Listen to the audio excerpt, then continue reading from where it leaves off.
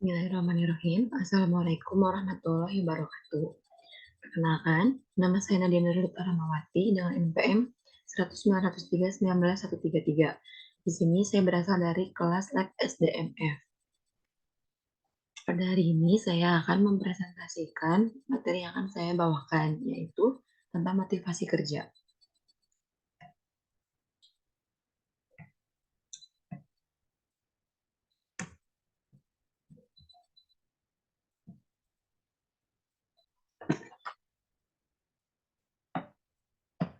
Di sini saya akan menjelaskan tentang pengertian dari motivasi kerja itu sendiri. Di mana motivasi kerja menurut ahli yaitu Abraham Sterling, beliau mengatakan bahwa motivasi ini adalah sebagai suatu kecenderungan yang mendorong untuk beraktivitas yang dimulai dari dorongan dalam diri sendiri dan diakhiri dengan penyesuaian diri untuk dapat memuaskan diri kita sendiri. Selanjutnya, pengertian motivasi kerja menurut ahli lainnya, yaitu menurut Fillmore H. Stanford, mengatakan bahwa motivasi sebagai suatu kondisi yang dimana kondisi ini menggerakkan manusia ke arah tujuan tertentu. Dan secara keseluruhan dari menurut para ahli tersebut, motivasi ini dapat dikatakan sebagai suatu dorongan kebutuhan dalam diri seseorang atau dalam diri pegawai yang perlu untuk dipenuhi dengan tujuan agar pegawai tersebut dapat menyesuaikan diri mereka terhadap lingkungannya. Selain itu juga, motivasi ini adalah sebagai suatu kondisi yang dimana menggerakkan pegawai agar mereka tetap mampu untuk mencapai tujuannya. Karena motivasi di sini adalah sebagai suatu kondisi yang bisa menggerakkan manusia ke arah suatu tujuan tertentu. Sedangkan selain itu juga, motivasi adalah kondisi yang menggerakkan pegawai agar mereka mampu mencapai tujuan yang mereka inginkan berdasarkan motif mereka masing-masing. Karena motivasi dapat pula dikatakan sebagai suatu energi yang dapat membangkitkan dorongan dalam diri untuk mencapai tujuan yang diinginkan oleh mereka sendiri ataupun juga oleh tujuan yang diinginkan oleh suatu organisasi tersebut. Selanjutnya, di sini ada teori-teori terkait motivasi, di mana teori-teori motivasi di sini sendiri terbagi menjadi tiga. Teori motivasi di sini terbagi menjadi tiga, yang dimana adanya teori kebutuhan.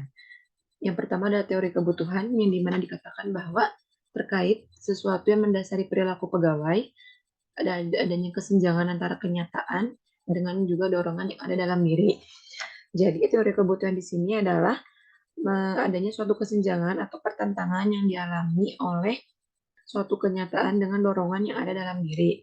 Jadi misalnya apabila pegawai merasa bahwa mereka kebutuhannya tidak dapat terpenuhi, maka mereka akan menunjukkan bahwa mereka kecewa gitu. Ataupun juga sebaliknya, jika mereka merasa kebutuhan mereka terpenuhi, maka mereka akan memperlihatkan perilaku mereka yang senang, perilaku mereka yang bahagia karena kebutuhan mereka telah terpenuhi. Selain itu juga, kita juga tidak mungkin bisa memahami perilaku pegawai tanpa kita mengerti kebutuhannya. Jadi kebutuhan di sini kita harus lebih mengetahui terlebih dahulu kebutuhan apa yang mereka inginkan, baru kita bisa menyesuaikan itu gitu. Di mana kebutuhan di sini juga terbagi menjadi 5, yaitu ada kebutuhan fisiologis seperti kebutuhan untuk makan, kebutuhan untuk minum, untuk perlindungan fisik, bernapas, kebutuhan atau kebutuhan-kebutuhan yang bisa dibilang kebutuhan-kebutuhan yang dasar. Selain itu juga ada kebutuhan tentang rasa aman. Ada juga tentang kebutuhan di mana mereka harus merasa memiliki, yaitu kebutuhan untuk saling merasa mereka diterima oleh kelompoknya, mereka bisa berafiliasi, mereka bisa saling berinteraksi, dan kebutuhan juga untuk mencintai serta dicintai. Dan itu juga ada kebutuhan akan harga diri, di mana adanya kebutuhan untuk kita merasa untuk dihormati dan dihargai oleh orang lain. Ada juga kebutuhan untuk mengaktualisasikan diri, di mana kebutuhan ini adalah untuk menggunakan kemampuan kita, untuk menggunakan skill kita dan potensi kita, serta kita bisa mengemukakan itu secara terbuka gitu, dan kita juga bisa memberi penilaian dan kritik terhadap sesuatu. Selanjutnya, ada juga teori proses, di mana teori proses ini disebut juga sebagai teori harapan, di mana teori harapan ini merupakan sebuah proses dari adanya sebab akibat yang seseorang usahakan dan hasil yang dia dapatkan. Jadi maksudnya teori proses di sini itu adalah seseorang akan meningkatkan kerjanya, akan meningkatkan semangat kerjanya, akan lebih berefort lagi agar harapan itu menjadi kenyataan. Ataupun sebaliknya juga mereka akan merasa bahwa tidak semangat ketika ada sesuatu yang mereka rasa tidak mereka dapatkan dari suatu organisasi tersebut atau dari satu kelompok tersebut. Jadi, teori proses ini lebih kepada bagaimana hasil yang dicapai juga bisa tercermin dari bagaimana proses yang dilakukan oleh seseorang untuk mendapatkan hasil yang dia inginkan atau hasil yang dia harapkan. Selanjutnya, yang tiga adalah teori tentang penguatan atau juga disebut sebagai pengukuhan, di mana teori ini berdasarkan pendekatan tentang hubungan sebab akibat dari pelaku seseorang yang berkaitan dengan suatu kejadian tertentu. Di mana teori pengukuhan atau penguatan ini adalah, misalnya contohnya adalah pemberian kompensasi terhadap seorang pegawai, sehingga mereka ada sesuatu perilaku yang terjadi setelah mereka menerima kompensasi tersebut. Atau juga misalkan adanya pemberian bonus kepada seorang staf marketing karena mereka telah berhasil melakukan penjualan dan telah berhasil mencapai target yang diinginkan. Di mana nantinya perilaku ini akan mengarah kepada konsekuensi, di mana ada konsekuensi positif, ada juga konsekuensi negatif yang bisa diakibatkan dari perilaku seseorang tersebut.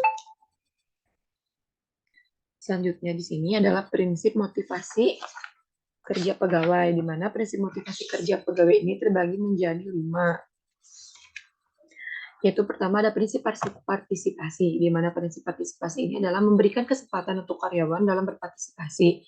Jadi pegawai juga perlu untuk kita berikan kesempatan untuk mereka bisa berpartisipasi aktif dalam suatu organisasi, baik itu mengemukakan ide, pendapat, kritik, ataupun saran.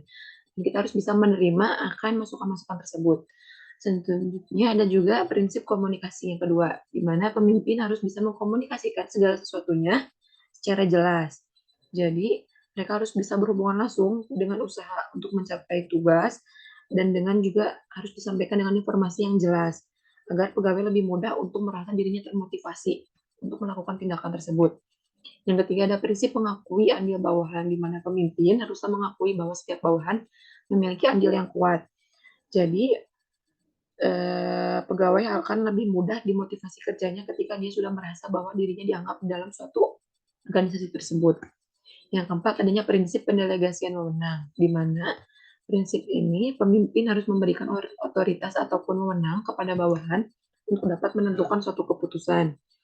Jadi kita harus bisa memberikan otoritas dan wewenang kita jika suatu waktu bawahan ini harus mengambil keputusan di saat kita mungkin berhalangan untuk hadir, mereka akan kita berikan suatu tanggung jawab untuk bisa mengambil suatu keputusan, di mana itu pun akan membuat para pegawai ini akan merasa termotivasi untuk mencapai tujuan yang diharapkan oleh pemimpin tersebut, karena mereka telah merasa bahwa dirinya dipercaya oleh atasannya. Yang kelima, di sini ada prinsip memberi perhatian, di mana pemimpin haruslah dapat memberikan perhatian dan mengerti apa yang diinginkan oleh bawahannya atau pegawainya. Jadi di sini pemimpin harus lebih care mungkin, atau pemimpin harus lebih memberikan perhatian terhadap apa yang sebenarnya diinginkan dan dibutuhkan oleh bawahannya, agar mereka merasa termotivasi dan mereka bisa bekerja sesuai apa yang diharapkan oleh pemimpinnya tersebut. Selanjutnya ada teknik motivasi kerja pegawai yang terbagi menjadi 2. Yang pertama ada teknik pemenuhan kebutuhan pegawai, yaitu yang mendasari perilaku bawahan dengan memenuhi kebutuhan seperti yang tadi disebutkan. Ada kebutuhan fisiologis, kebutuhan rasa aman, kebutuhan sosial, kebutuhan harga diri, dan juga kebutuhan aktualisasi diri di sini. Di mana adanya kebutuhan fisiologis seperti yang tadi dijelaskan, yaitu tentang kebutuhan dasar atau basic, yang tentang mungkin juga contohnya di sini adalah pemimpin yang perlu memberikan gaji yang sesuai kepada bawahannya sesuai dengan job list-nya masing-masing. Atau juga kebutuhan rasa aman yang mereka harus merasakan adanya perlindungan, tidak adanya ancaman, bahaya, ataupun apapun itu dalam lingkungan mereka bekerja. Kita juga harus bisa memberikan kesehatan, asuransi kecelakaan, tunjangan-tunjangan lainnya juga. Ada juga kebutuhan sosial atau rasa ingin memiliki, ada juga kebutuhan harga diri, yaitu pemimpin yang tidak boleh berlaku seenaknya atau sewenang-wenang terhadap bawahannya. Mereka juga harus bisa menjadi pemimpin yang bisa memperlakukan baik setiap karyawannya dan tidak membeda-bedakannya. Selanjutnya ada kebutuhan aktualisasi diri, yang dimana kita bisa lebih bebas untuk mengungkapkan ide, pendapat, ataupun saran terhadap pemimpin tersebut atau untuk organisasi itu sendiri. Selanjutnya yang kedua ada teknik komunikasi persuasif, di mana teknik ini adalah dapat memotivasi bawahan secara ekstra logis. Dimulai dari kita memberikan pentingnya tujuan dari suatu pekerjaan, lalu dari situlah timbul minat dari bawahan itu sendiri barulah mereka bisa mengambil suatu keputusan dan juga mereka barulah bisa melakukan suatu tindakan karena mereka akan memiliki motivasi kerja yang tinggi dan mereka akan merasakan kepuasan yang tinggi juga terhadap hasil kerjanya sesuai dengan apabila sesuai dengan apa yang mereka harapkan. Selanjutnya mungkin ini adalah referensi beberapa sumber yang saya gunakan dalam membuat PowerPoint materi tentang motivasi kerja ini. Saya mengambil referensi dari buku MSDM Perusahaan oleh Dr. A. Anwar Prabu Mangkunegara yang bukunya tersebut diterbitkan pada tahun 2017 dan juga e-book perilaku organisasi oleh Nur Asni Gani dan kawan-kawan yang diterbitkan pada Juni 2020 lalu. Mungkin sekian presentasi yang dapat saya sampaikan. Untuk kurang dan lebihnya mohon dimaafkan. Wabillahi taufiq wal hidayah. Wassalamualaikum warahmatullahi wabarakatuh. Terima kasih.